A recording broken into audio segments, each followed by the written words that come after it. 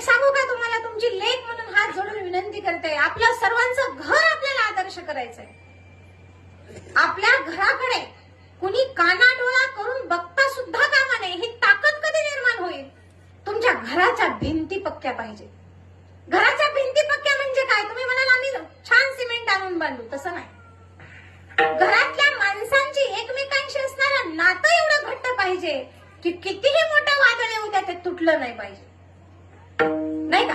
मग याच्यासाठी काय हो? याच्यासाठी काही उपाय आहे का? आहे ना. आपल्याला निंदा आपण पटकन कुणाशी तरी आपण वाईट पटकन बोलू शकतो. मग हे जर करायचं नसेल तर काय उपाय आहे? आपण एकमेकांचं कौतुक करायचं.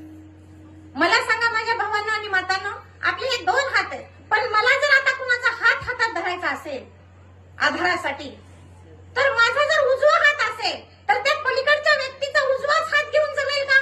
नाही.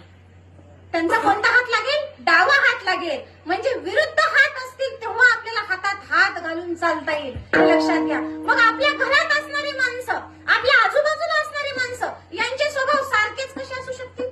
अहो, ते पती पत्नी का असेना, पती पत्नी का असेना, त्यांचे स्वभाव सारखे